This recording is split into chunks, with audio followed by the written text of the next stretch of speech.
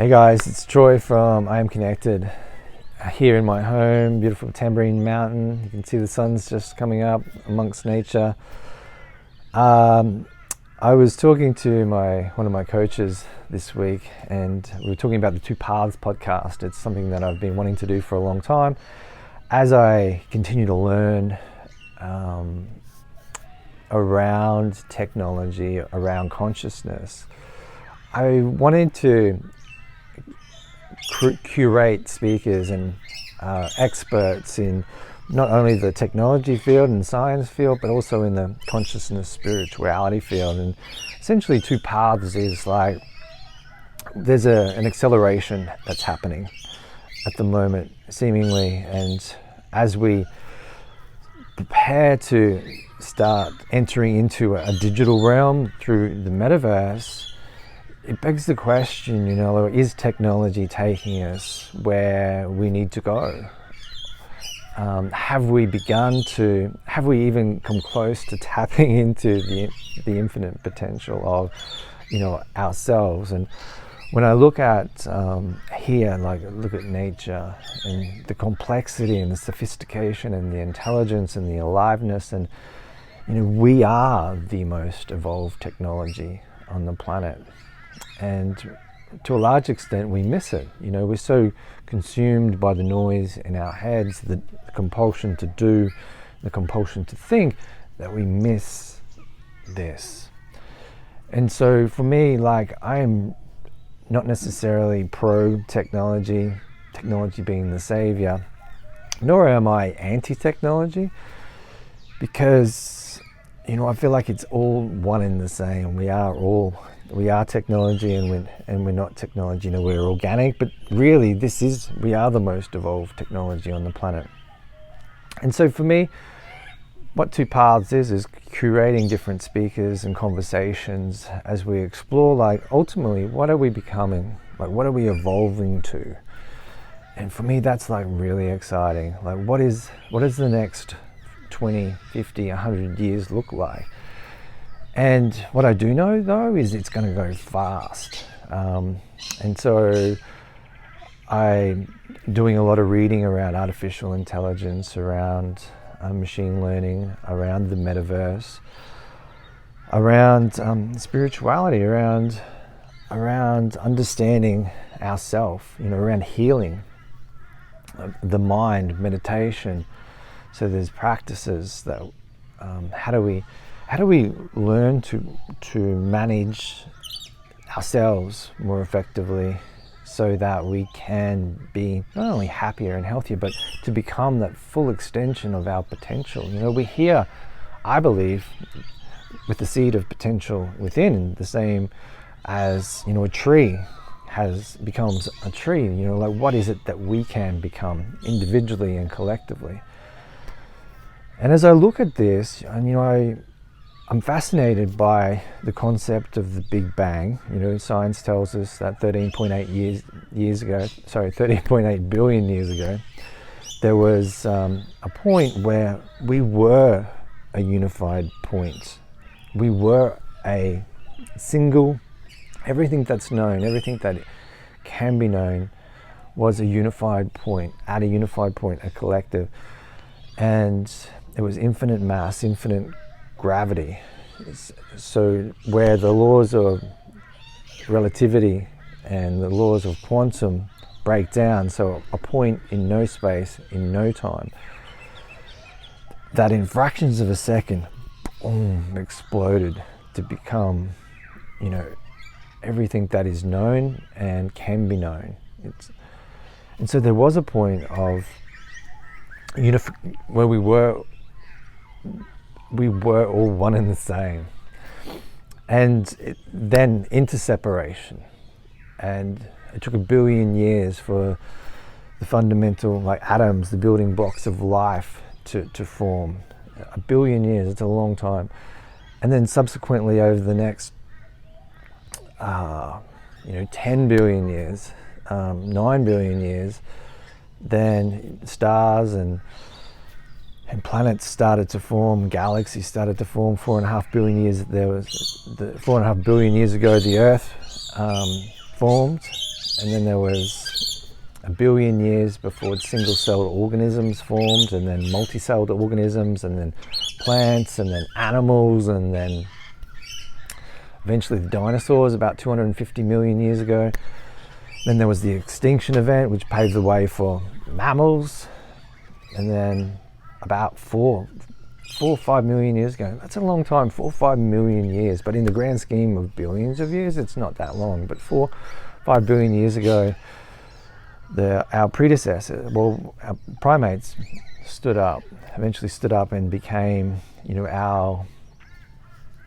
our ancestors, which eventually 300,000 years ago became Homo sapiens. 300,000 years. Humans have only been on this planet for 300,000 years. And the way I look at it is like life. We were this unified point, maybe a unified point of consciousness is what I perceive maybe. And then exploded into everything. And from that, we've been evolving. We've been becoming something, we've been becoming.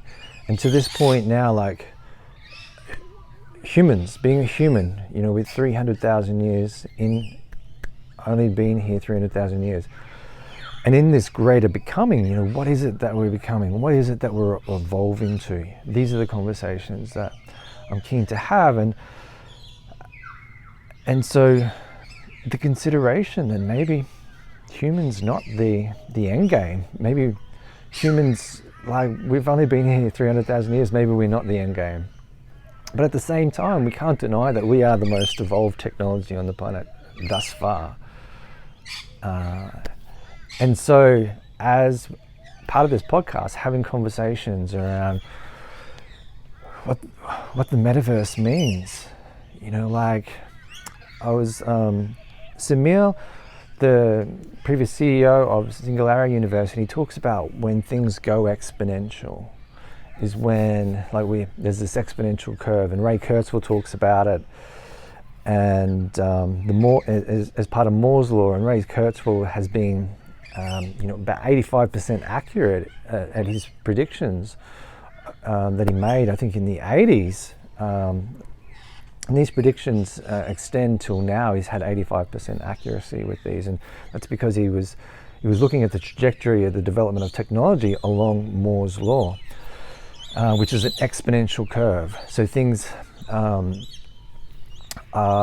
evolving, developing exponentially. And when we look back from that initial Big Bang, and if we were to consider that perhaps life has been evolving exponentially up an exponential curve, and we can see there's an acceleration to this point now where we're creating tools that can even extend potentially beyond human.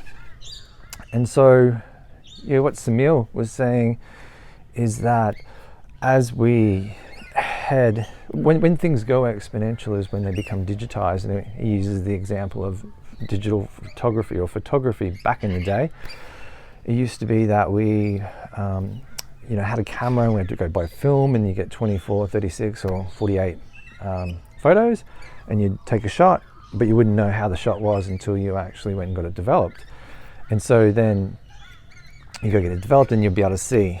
But there was a very like a scarcity mentality. There was limited photos that you could take. And now with digital cameras, you take so many, and then what you can leave them, you can edit them, you can upload them, and what you can actually do with those photos is profound in its own right. And so then what is happening when we went to the digital space, then our ability to be able to iterate and evolve what we can actually do with photos is exploding exponentially.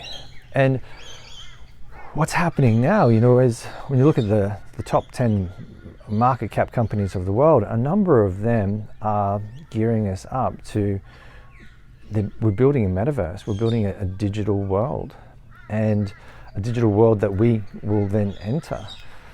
And part of what we're doing with I Am Connected is using wearable technologies to know and optimize ourselves. And so these are like external wearable technologies to a large extent, but soon the technology is going to enable us to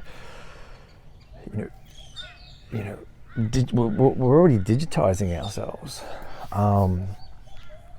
And so what does that mean? What does that look like? Are we, if you look to what Ray Kurzweil was saying in his books, the singularity is near, is that, by 2030, 2040, we'll transcend our biology. And that could be exciting. That could be really exciting. But how do we prepare ourselves for that? And at the same time, have we even begun to tap into the sophistication, like this intelligence? We are so encumbered by a mind, like the thinking, which compels us to do. And in my experience, this narration that's constantly in our head, and if we don't do the work to build a relationship with it, to build a space from it, well then we are that narration. We are, it's almost like a slave to that narration. And so the conversations we'll be having on this podcast are what are the implications of actually entering into this digital space, and what's exciting about that, and what's concerning about that, and at the same time, how do we level up this organic pink? We call it the pink path. How do we use technology to help us to evolve and become what it is that we can become? Because we know where we started, right? We started at this individual point of consciousness, this individual point in no space, in no time, that sits out of it's like what science calls a miracle, because there's just no way. It has to be a miracle because there's no other way to explain it. And so what is it that we're becoming? And that's what really exciting is, what is it that we're becoming? And for me, that's what I Am Connected is we're building, is as we work towards heal our wounds as a human, as we heal ourselves, and at the same time work towards using technology to help optimize ourselves, we really want to just have ultimate choice as we move forward, as we look into a future which is heading up this exponential curve. And when I look at this exponential curve of life from that big bang until this point, it's like Ray Kurzweil talks about in 2045, the technology that we're building, its intelligence will surpass ours and start iterating upon itself exponentially, pushing us through into it's unknowable at this stage. And so we see companies like Microsoft and Neuralink building brain-computer interfaces so that we can actually integrate with the technology that we're creating. And so, so many people are identified with the human. But if we take a step back and we look at, well, are we human, or are we consciousness itself, evolving, becoming? And how is that even possible? What is that? The more I go deeper into the meditation, and the more I'm able to disidentify with the stories, which is the conditioning that starts as soon as you enter into this reality, this is what this world is, this is what this reality is, then the more I see that the stories become a limitation for what is truly possible. And as we start looking at building our own virtual worlds as part of this metaverse, then, and as the brain can't tell the difference between what is perceived and what is real, if you've ever had a VR experience, if you haven't, then I encourage you to, then it feels very real. It feels as real as this here. And I'd encourage you to look at some of Ray Kurzweil's predictions. Like I said, he's been 85% accurate. And yeah, he's suggesting by 2030, beyond, a lot of the time that humans spend will be in the virtual space, in the metaverse. And that's it. It's both terrifying and exciting. So these are the conversations that we're going to have. Like, how do we prepare ourselves for what's becoming, and how do we become what we can become? We don't want to limit ourselves by our beliefs, our thinking, because throughout history, what was known has constantly been debunked. You know, the Earth is the center of the universe. The Earth rotates, the sun rotates around the Earth. You know, there was a time when, you know, race, gender have been suppressed because they were considered inferior. It's just like stuff just it falls away. And so as more and more of our limiting beliefs fall away, then how do we tap into a greater becoming? In addition to this, we see, you know, a psychedelics renaissance as well. Like, psychedelics is a powerful tool for mental health, but not only that, powerful tool for the exploration of consciousness, exploration of, it strips away the veil of the mind, it strips away the conditioning. And as it does, it pulls you out of that conditioning. It's like, pulls you out of the story, your individual and the macro story, and it opens you up to a whole nother perspective. And so as more and more people have these experiences and bring that back and integrate it into their day-to-day, then, you know, wow, like, things are going to go so fast. And we infuse technology in this, and like, for me, this is all part of a greater becoming. And the awareness is in the greater becoming is that the power can't rest in the few to determine what that greater becoming is. And so this is where things like Web3, decentralized autonomous organizations, and, you know, share, like, building community, and yeah, it's like it needs to be a we.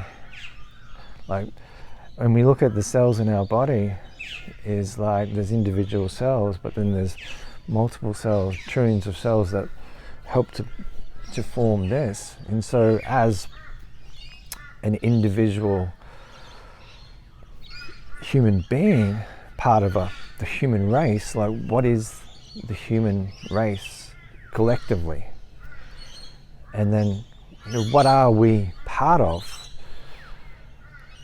And so as we look down at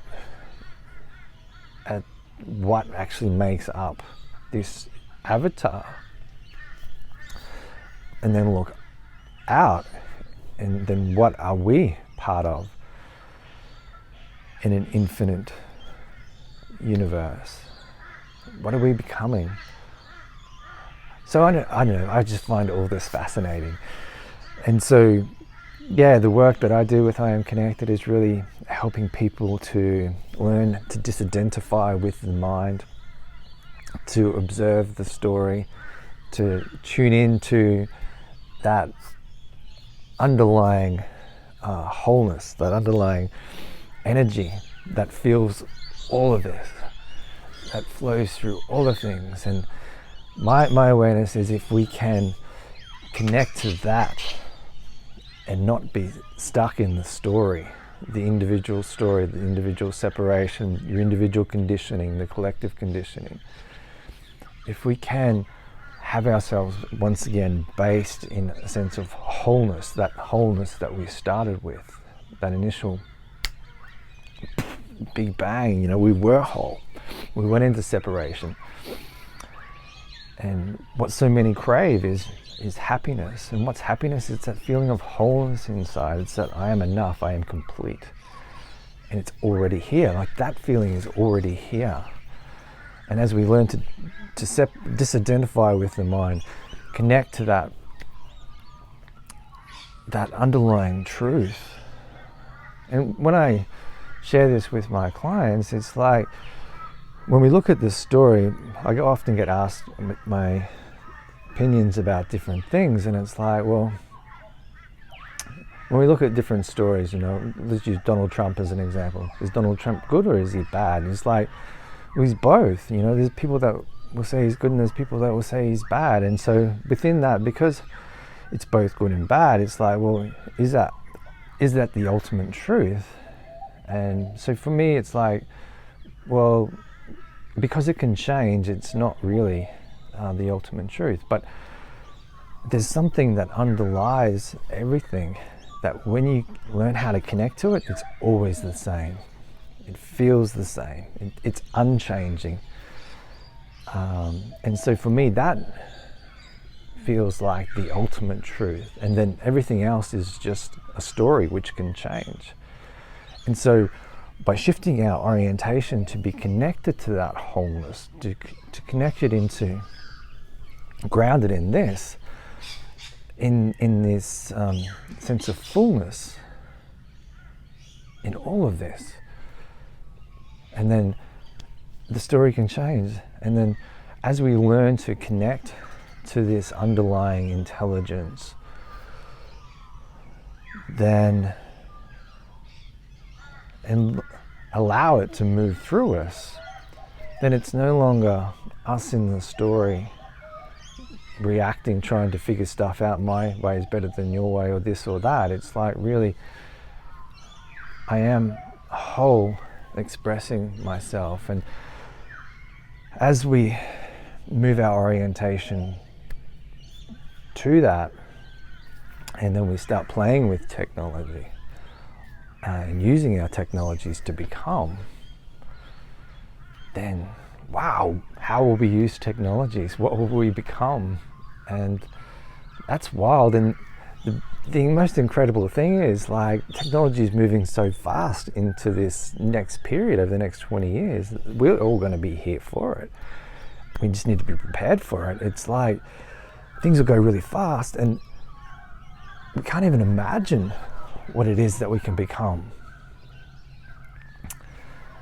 Particularly, when we throw artificial intelligence in there, and we use artificial intelligence to help us to evolve even more so. I'm not saying that we'll move beyond, we'll have to move beyond this organic body, but maybe we could. Am I this body?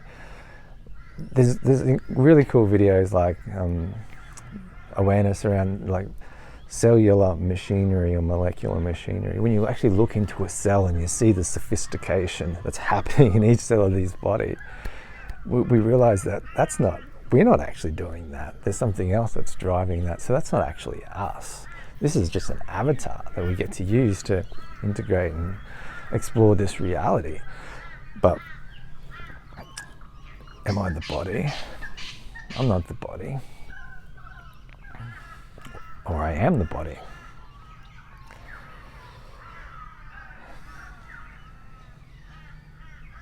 Am I the mind? Am I the story? I can observe the story. I can observe the body.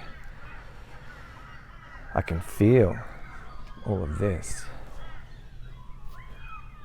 Who are you? Who are you? That's a big question. It's something that we'll constantly be asking, like, who are you in this greater becoming? Like, who are you? And so 2 paths is exploring this. The grey path, where we potentially integrate with technology and become. Maybe back to this infinite point, this infinity point, this singularity, infinite gravity, infinite mass. Or the pink path, how do we stay in this form and become? Like, what does that look like? How do we evolve ourselves? I do know that it starts by disidentifying with that story that's in your head, that narration that just stops, that it doesn't stop. So it just keeps you up at night, stops you sleeping, it drives you to do stuff. Until we build a relationship with that noise, then we are its slave. And if you think about it, as we start integrating with technology, you've already got a noise in your head that's talking to you, this voice that's talking to you. And marketing, I've known for a very long time how to influence that noise. And the technology, the algorithms, look at Facebook for example, the algorithms are learning where you look, where you stop, where you click, what you like, who you friend, and so it's learning you. And so that algorithm can influence your feed so that you're just seeing stuff that it wants you to see. So are you in control? And so the time to actually build a relationship, to disidentify with that noise is now, because of the technology and its ability to be able to influence that is increasing exponentially. And so we need to wake up. We need to disidentify. We need to learn how to build a relationship with that noise so that we're not that noise. We need to base ourselves in the truth, which is a connection to that unified point. And then from there we can explore and play and use the stories for fun, because ultimately then it won't really matter, because we are already whole. And so yeah, that's what this podcast is about. These are the conversations that we'll be having. I'm excited to bring you some really cool people, both on the technology side, both on the consciousness side, as we move into this greater becoming. Technology's not the enemy, and maybe we're not just human. Maybe we are something so much more, and maybe our identification with being human is a limitation to what we can really truly become. We've only been here 300,000 years in this form, and when we look at this form being the body, we don't control the body. The body is its own manifestation of life. Yeah, so I'd love you to tune in. Big love from beautiful Tambourine Mountain in the hinterland of the Gold Coast.